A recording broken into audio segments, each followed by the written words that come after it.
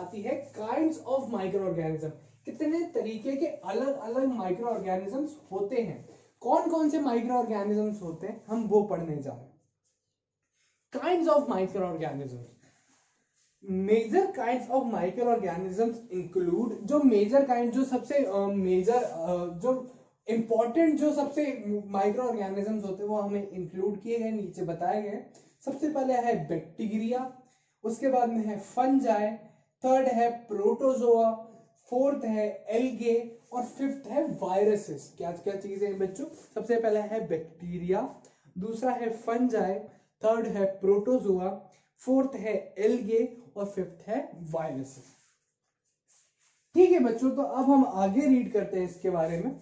Viruses are the smallest of all organism.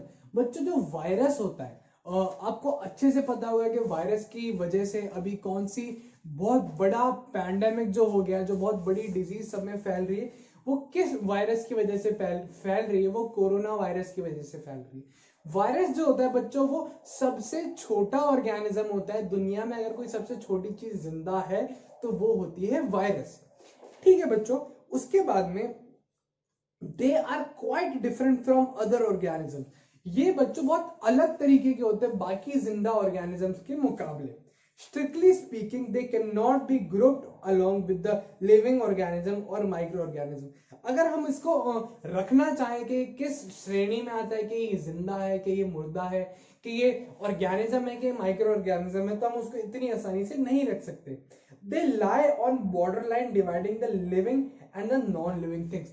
बच्चों virus की एक बहुत स्पेशलिटी होती है, यानी एक बहुत इंपॉर्टेंट चीज होती है कि हम कभी भी उसको इस तरीके से नहीं रख सकते कि कोई वायरस जिंदा है या कोई वायरस मरा हुआ है। कभी भी हम वायरस को ऐसे नहीं रख सकते कि वायरस या तो जिंदा रहता है, वायरस हमेशा मरा हुआ रहता है। हम कभी भी ये बोल नहीं सकते। ऐसा क्यों? Virus lack of cellular structure but can reproduce only inside the cell of host organism। Virus में बच्चों एक ऐसी तरीके की स्पेशलिटी होती है कि जब तक वो किसी बॉडी के बाहर होता है उसका सेल्यूलर स्ट्रक्चर नहीं होता। मैं अगर आपको सेल्यूलर स्ट्रक्चर एग्जांपल से समझाना चाहूं कि मान लीजिए एक बॉडी का एक छोटा सा सेल है या कोई भी ऑर्गेनिज्म का छोटा सा सेल है। ये एक डिफाइंड सेल है कि हमको दिख रहा है एक सेल है, इसके अंदर एक न्यूक्लियस है, ठीक है। लेकिन जब वायरस होता है बच्चों तो उसका एक अजीब सा स्ट्रक्चर होता है जिसमें कुछ भी डिफाइंड नहीं होता, कुछ भी ऐसी चीज नहीं दिखती कि जिससे हम उसको ऐसा एक प्रॉपर सेल दिखा सके। लेकिन क्या होता है, जब यही वायरस एक बॉडी के अंदर अपने होस्ट के अंदर एंटर करता है तभी अपनी सेल्यूलर वॉल, सेल्यूलर स्ट्रक्चर भी बना लेता है और ये जिंदा भी हो जाता है। ये होती है एक वायरस की कहानी। समझ में आ रही है बच्चों कि ये एक सिंपल ऑर्गेनिज्म है, इसका कोई रूल नहीं है, ये ऐसा कुछ भी नहीं करता है। लेकिन जो वायरस है बच्चों वो क्या कर रहा है, जब तक वो बॉडी के बाहर है तब तक वो जिंदा नहीं है। क्यों? उसका सेल्यूलर स्ट्रक्चर नहीं है। यह है वायरस के बारे में, ठीक है। लेकिन जैसे वो अपनी होस्ट की बॉडी में चला जाता है तो उसका काफी अच्छा स्ट्रक्चर भी बन जाता है और वो जिंदा ऑर्गेनिज्म भी बन जाता है, ठीक है। इसके बाद में हम देखते हैं कि वायरस के बाद में हमको क्या क्या चीजें गिवन है।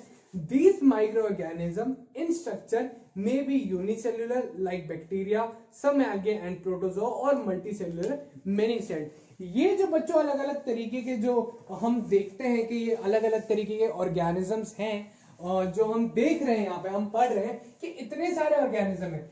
या तो ये हो सकता है बच्चों कि इनकी जो पूरी बॉडी है, ये जो पूरा जिंदा है इनका स्ट्रक्चर, वो सिर्फ और सिर्फ एक सेल की मदद से जिंदा है, कि एक सेल है, उसी का स्ट्रक्चर है, उसी के अंदर एक न्यूक्लियस है और उसी की मदद से पूरा का पूरा ऑर्गेनिज्म जिंदा है। या फिर ऐसा हो सकता है कि ये ग्रुप ऑफ सेल हो, एक से ज्यादा हो, अलग अलग ऑर्गेनिज्म मिलकर, अलग अलग सेल मिलकर एक पूरा ऑर्गेनिज्म बना रहे हो। ये जो बच्चों अकेला बनाता है,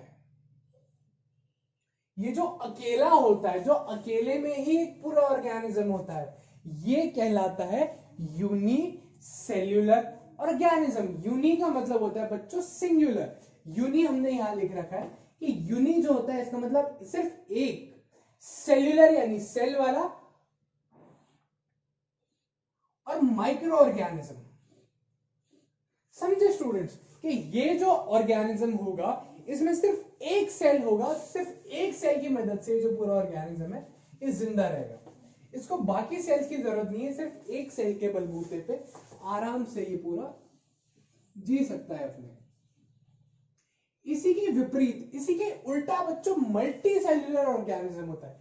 मल्टी यानी एक से ज्यादा, सेल्यूलर यानी सेल वाला, माइक्रो यानी बहुत छोटा, और ऑर्गेनिज्म बच्चों जो चीजें जिंदा रहती है। तो काफी सिंपल हम इसको करके समझते हैं कि यूनिसेल्यूलर, यूनि मतलब सिर्फ एक वाला, एक सेल पे जो माइक्रो ऑर्गेनिज्म जिंदा रहता है वो यूनिसेल्यूलर हो गया। और जो एक से ज्यादा सेल पे यानी ग्रुप ऑफ सेल पे वन और मोर सेल्स पे जिंदा है, जिसके अंदर 3 तरीके के, 4 तरीके के, 1000 तरीके के अलग अलग सेल्स मिलकर अगर वो बना हुआ है तो कहलाएगा मल्टी सेल्यूलर माइक्रो ऑर्गेनिज्म। ठीक है बच्चों, आई होप आपको अच्छे से समझ में आया होगा कि यूनिसेल्यूलर और मल्टीसेल्यूलर क्या होता है।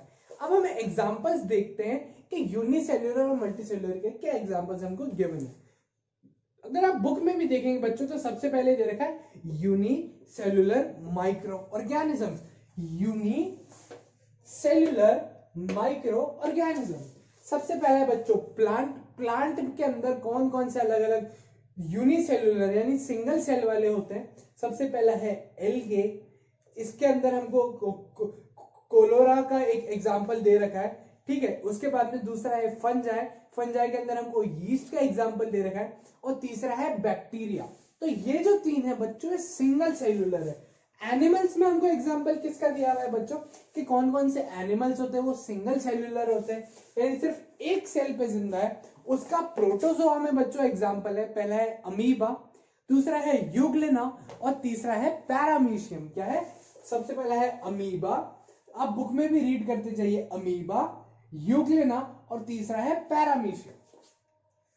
ठीक है बच्चों, अब आती है, ये हो गया यूनिसेल्यूलर के बारे में, ये सारी बातें हो गई यूनिसेल्यूलर के बारे में। अब हम मल्टी सेल्यूलर के बारे में बात करते हैं कि मल्टी सेल्यूलर अलग अलग सेल वाले ऑर्गेनिज्म के बारे में हमको क्या दिया हुआ है। सबसे पहला एल्गे में अगर हम एग्जांपल देखें तो वॉलवॉक्स बच्चों हमको पहला एग्जांपल दिया है। वॉलवॉक्स क्या बच्चों? वॉलवॉक्स ये एक मल्टी सेल्यूलर ऑर्गेनिज्म है। क्या? मल्टी सेल्यूलर ऑर्गेनिज्म है, इसका एग्जांपल है वॉलवॉक्स। सेकंड है स्पायरोगायरा, क्या होता है बच्चों? स्पायरोगायरा क्या होता है? स्पायरोगायरा। तीसरा है नोस्टॉक, तीसरा है नोस्टॉक। फंजाई में अगर हम बात करें तो ब्रेड मोल्ड, ब्रेड मोल्ड बच्चों आपने जरूर देखा होगा, ब्रेड के ऊपर जो फंगस लग जाती है आपने देखा होगा, येलो कलर की या ब्लैक कलर की या ग्रीन कलर की या ब्लू कलर की आपको फंगस पुरानी ब्रेड पे जरूर देखने को मिली होगी। तो सबसे पहला हो गया ब्रेड मोल्ड, सेकंड हो गया एस्परजिलस, क्या हो गया बच्चों? एस्परजिलस। और थर्ड हो गया पेनिसिलियम, क्या हो गया? पेनिसिलियम। तो बच्चों आई होप आपको इस चैप्टर का ऑर्गेनिज्म वाला, माइक्रो ऑर्गेनिज्म वाले चैप्टर का इंट्रोडक्शन भी अच्छे से समझ में आया होगा।